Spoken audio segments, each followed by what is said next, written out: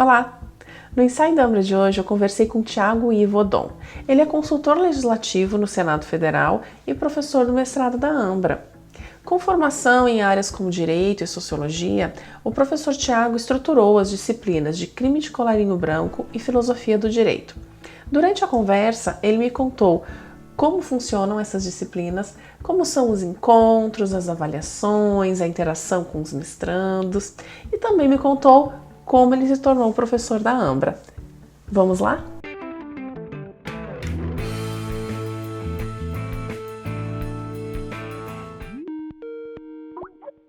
Olá, Thiago, tudo bem? Olá, tudo ótimo. Bom, primeiramente, muito obrigada por ter aceito o convite para participar do Ensaio da Ambra. O prazer é meu. Bom, eu vou começar então pelo início, né? Como você se tornou professor da Ambra? Pois é, eu conheci a Ambra através de um dos professores da Ambra, o Fernando Meneguin, né? Ele me falou da Ambra e ele me apresentou a um dos diretores da Ambra, né? O Alfredo Freitas, né? E eu comecei a trocar algumas mensagens com o Alfredo e aí que começou, né? Veio um convite, né, para fazer o processo de seleção.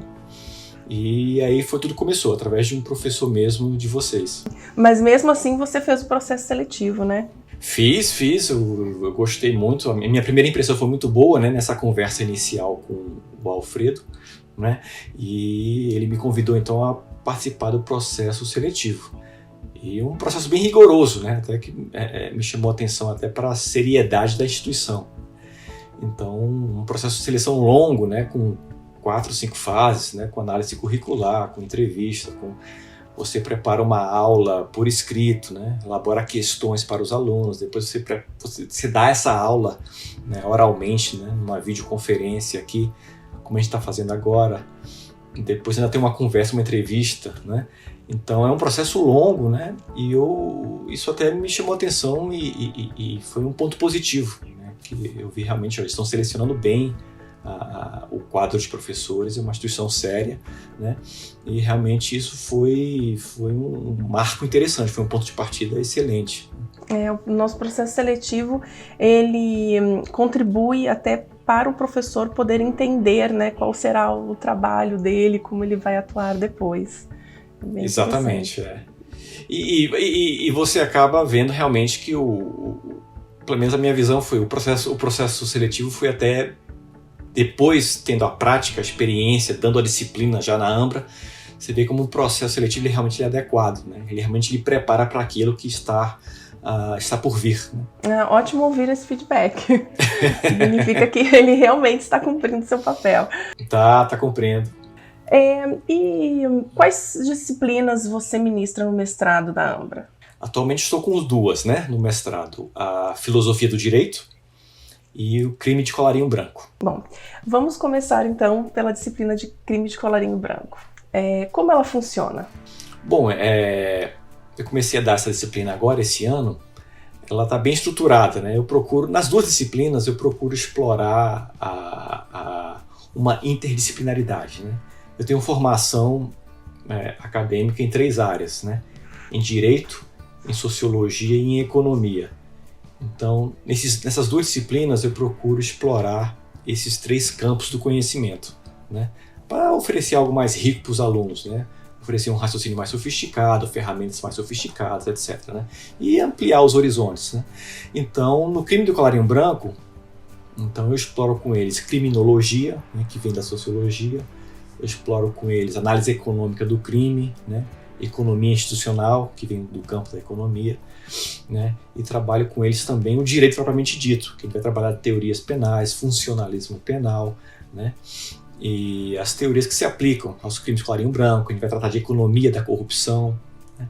Então eu procurei elaborar um curso bem rico, bem variado, e o feedback dos alunos tem sido muito bom. Sim, interessantíssimo. Essa disciplina é incrível. Bom, você está de parabéns. Obrigado. Bom, e como funcionam as atividades? Que tipo de atividades os mestrandos fazem nessa disciplina? Então, eles acompanham, né, as videoaulas. Nós temos a avaliação tem 2 fases de avaliação, né? Claro, antes da avaliação nós temos tem a videoaula, tem aqueles encontros semanais, né? Então, um dia na semana nós separamos para ficar 1 hora, eu fico à disposição dos alunos 1 hora, a gente combina um horário, sempre fixo, toda semana, os alunos entram para conversar com o professor, né? Então tiramos dúvidas, trocamos experiências, é um momento bem rico, né?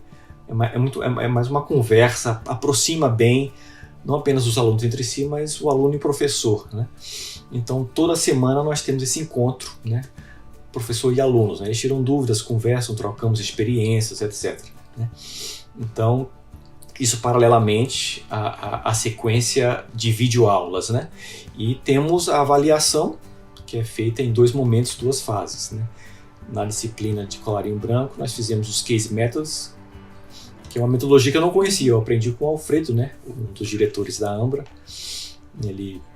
Ele me apontou aí alguns links para eu dar uma estudada, ele gravou um vídeo e tal. Eu aprofundei um pouco a metodologia, gostei muito, né? E usei com os alunos. E o feedback foi muito bom, né?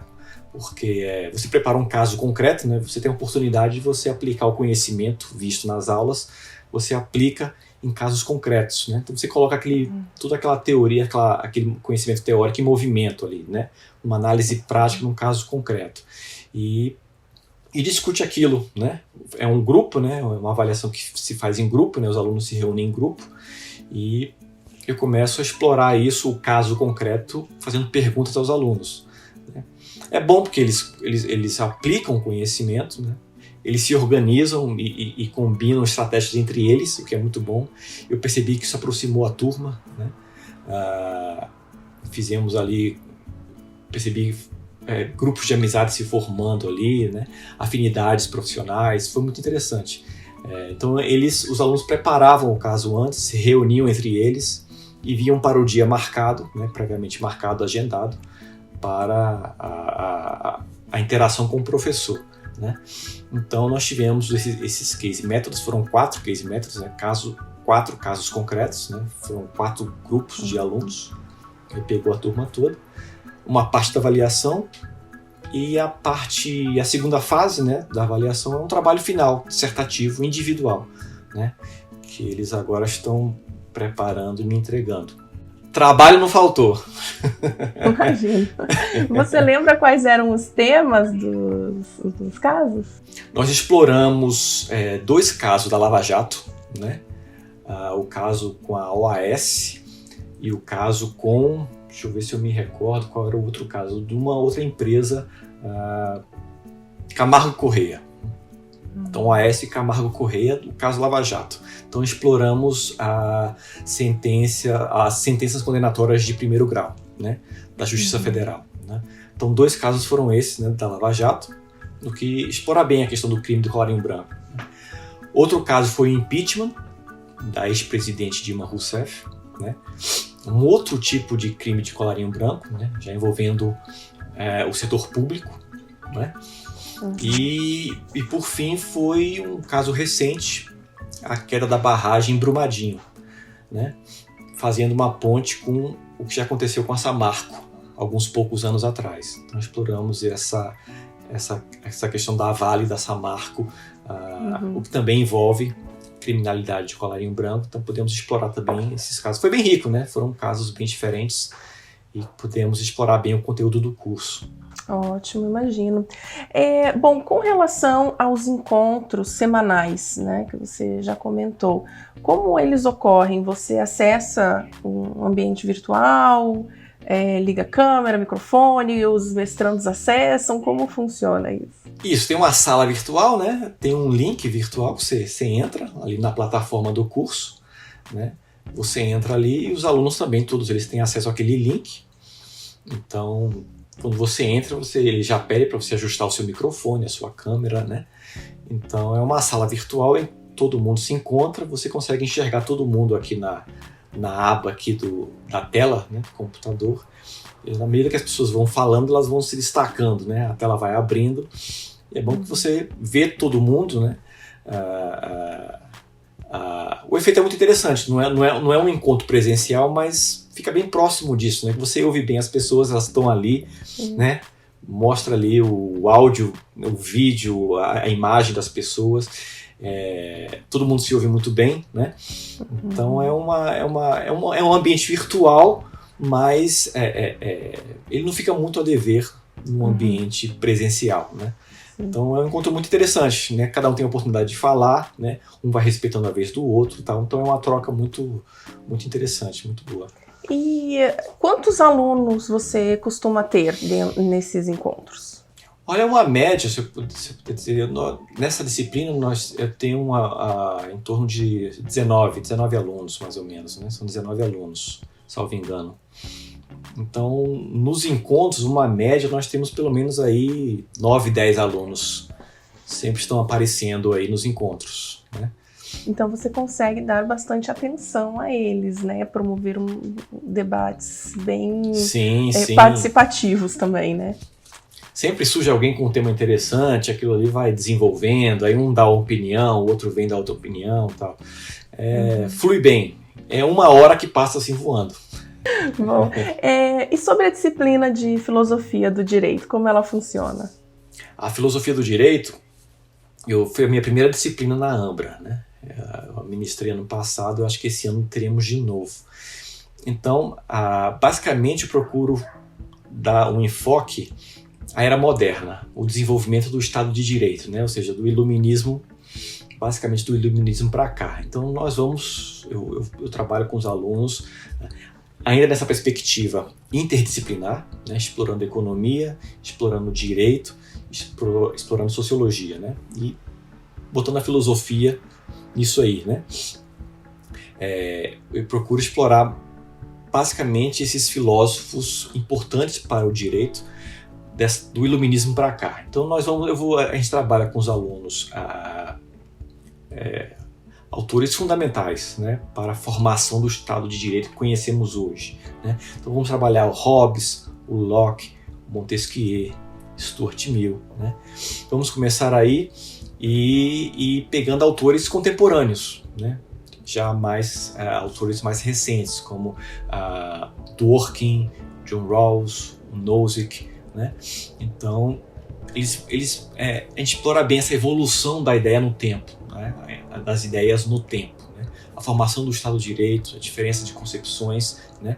E isso tem um efeito forte, né? Muito presente no nosso Estado de Direito aqui no Brasil, né? Então esses autores ainda falam, dialogam e gritam nos nossos textos, na nossa Constituição, na nossa legislação.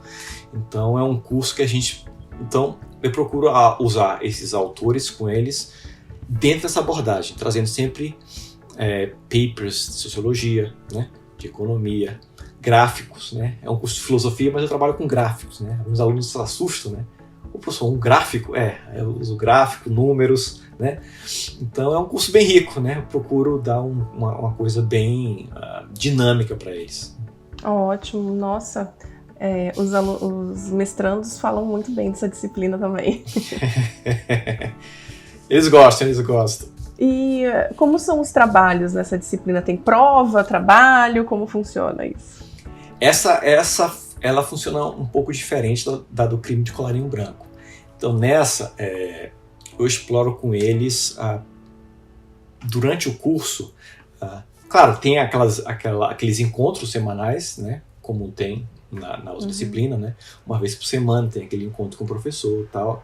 A gente se encontra naquele dia, naquele horário fixo, né? Além disso, a avaliação se dá por perguntas pontuais. Assim, eu dou aulas, né?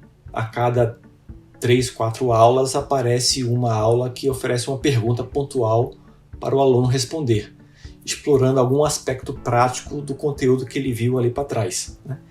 Então o aluno vai ali e responde objetivamente, sucintamente aquela pergunta, coisa de um parágrafo, né? Tentando explorar e aplicar aquele conhecimento visto, né? Então é um curso em que eu chamo a atenção do aluno o tempo todo, né? Como é filosofia, é mais teórico, né? Então a cada 3, 4 videoaulas o aluno vai se deparar logo em seguida com uma pergunta pontual, né? Tentando aplicar aquilo a algum assunto do momento, etc. né, algum caso concreto, algum caso jurídico, né, algum julgado, né, de algum tribunal, etc. Tentando aplicar aquele autor, aquela teoria, né, aquela ideia. Então, durante o curso de filosofia, eu faço 12 perguntas pontuais aos alunos, né, durante todo o curso, durante todas as unidades.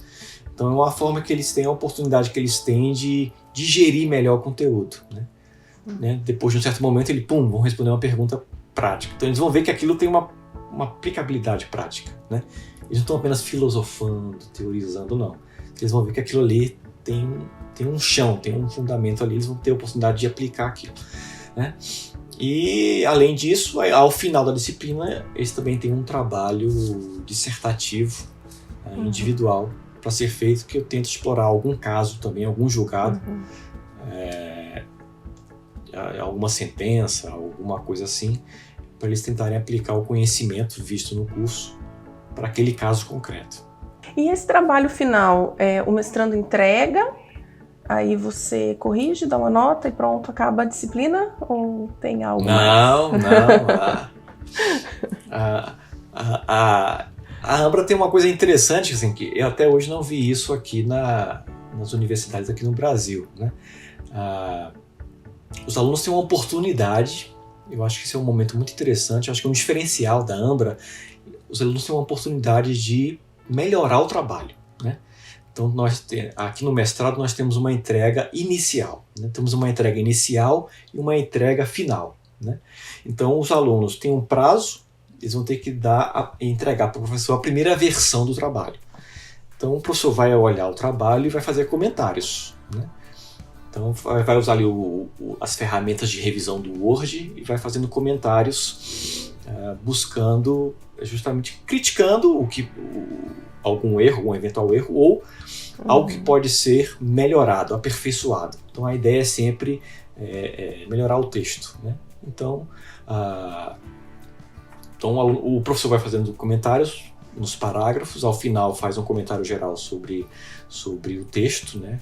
Os pontos fortes, os pontos fracos, e devolve para o aluno. Então o aluno vai ter alguns dias para rever o texto, melhorar, ler os comentários, refletir, né? Às vezes eu faço provocações, perguntas, né? Ofereço ao aluno a oportunidade de ver aquilo por outra perspectiva, né? Será que você não esqueceu de ver isso por outro ângulo? Aí o aluno digere aquilo tudo e depois de um prazo, né, sempre um prazo razoável, ele oferece então sua versão final do texto. Aí sim, então ele tem uma nota provisória, né, e depois ele tem a nota final, né?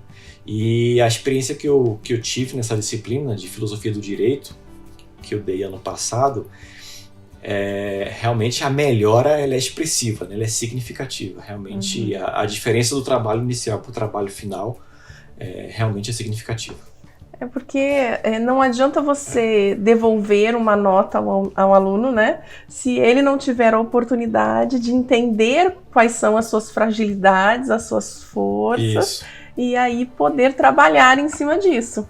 Né? Essa é a Exatamente, ideia. Porque senão ele recebe uma nota, o meu trabalho é nota 70, vamos dizer. Mas o que está faltando para o 100? Onde eu deveria ter melhorado? Né? Então, exatamente, é isso que a gente busca, né? Apontar o caminho, mostrar quais são os pontos de fragilidade para ele poder melhorar ainda mais, né? E ter um segundo feedback para saber, melhorei, fui para o caminho certo, né? Me desenvolvi mais. E ele realmente, o aluno vê isso, né? Não apenas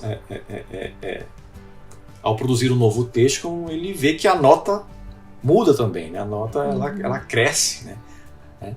E isso faz parte da filosofia da Ambra, né? Você está formando o aluno, né? Você quer que realmente o aluno saia daquela disciplina formado, com aquele conhecimento solidificado, né? Isso realmente faz diferença, é uma metodologia que faz diferença. E é interessante também o seu relato sobre as duas disciplinas, porque mostra também que cada disciplina é única. E ela é formatada de acordo com a natureza do seu conteúdo, os objetivos a serem atingidos naquela disciplina, né? O nosso método de ensino, ele, claro, tem, como você falou, né, alguns princípios, tem certas Nós temos certos valores, princípios que nós aplicamos no nosso método, mas cada disciplina é única e ela vai ser formatada de forma que o aluno possa se desenvolver melhor dentro do escopo dela, né? Sim, com certeza. Cada disciplina é única e nós, professores, a gente acaba aprendendo também, não apenas com os alunos, né? Mas com os próprios diretores da Ambra, por exemplo, né? O case método que nós conversamos, né?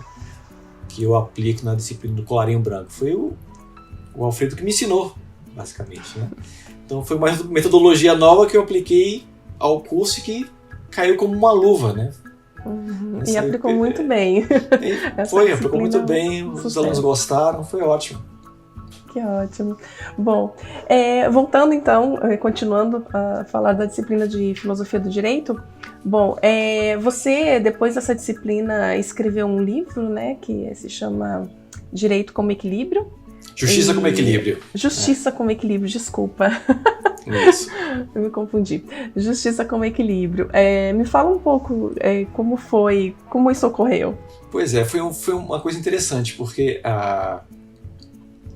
logo antes da disciplina, eu fui fazer um curso na Universidade de Chicago, né? Um curso de Law and Economics, né? Análise Econômica do Direito, né? Que chama aqui no Brasil. Que é algo que eu também procuro pincelar com os alunos, né? Nos cursos, algumas ideias básicas ali. Nós temos uma disciplina própria para isso na Ambra, né?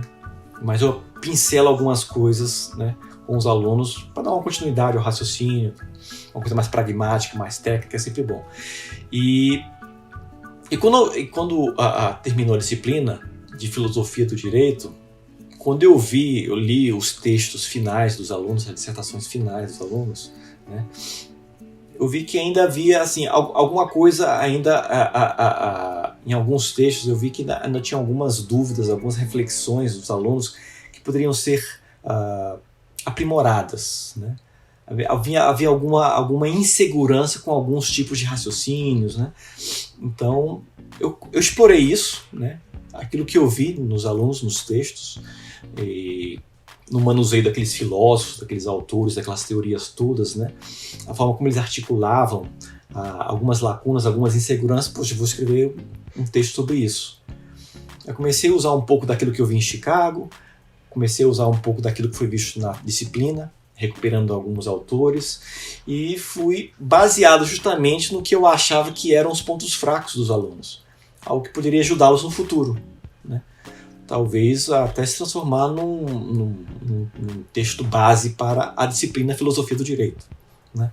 Então eu acabei desenvolvendo um texto assim, inspirado nas provas dos alunos, e nasceu esse livro, Justiça como Equilíbrio. Interessante.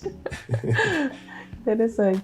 Bom, e me conta um pouco da sua experiência com o debate sobre o pacote anticrime, né? Foi uma outra experiência que inusitada, digamos assim, que ocorreu aqui com a sua participação na disciplina, né, de crime do colarinho branco, né?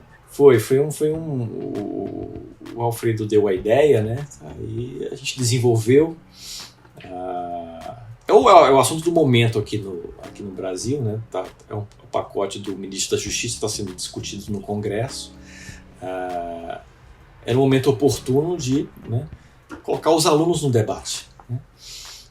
Vários debates estavam acontecendo aqui no Brasil, aqui em Brasília, mas normalmente os debates eram, né, chamar as pessoas.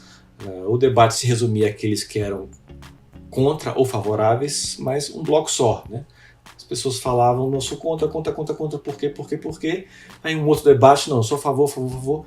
Mas a gente não via um desenho do tipo, vamos botar um grupo a favor, vamos botar um grupo contra, né?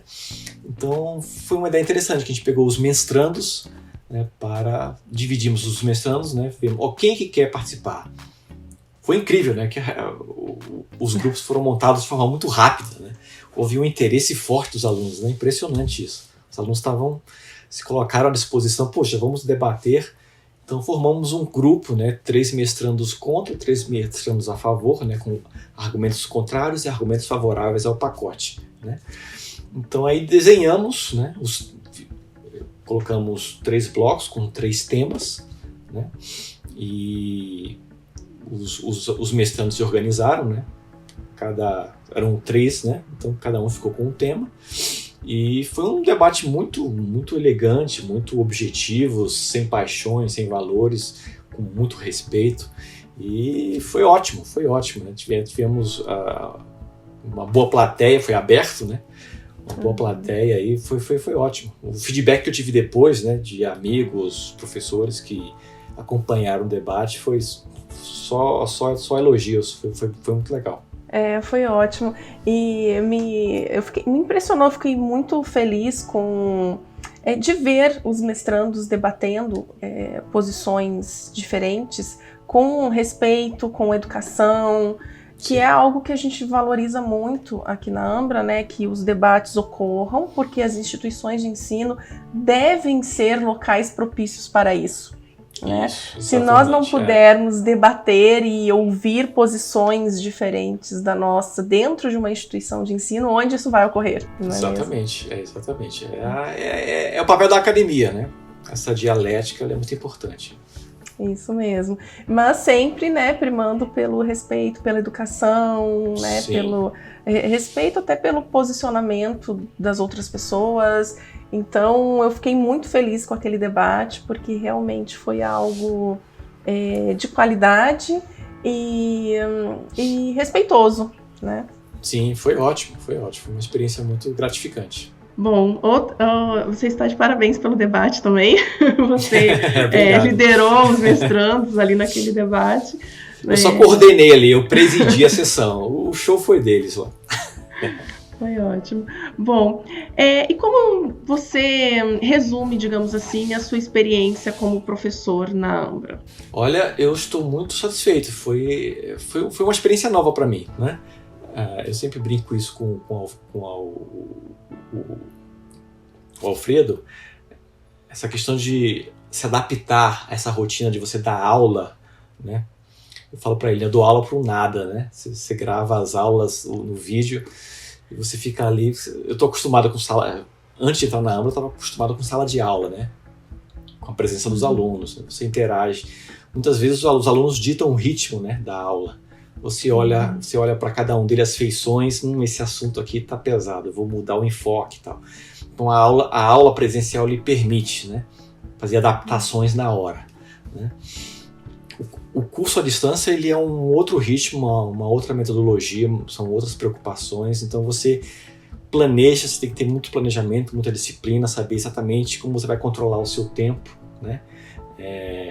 Você dá aula de forma técnica, pragmática, né? Então o aluno exige muita disciplina do aluno também, né? Tanto do professor quanto do aluno.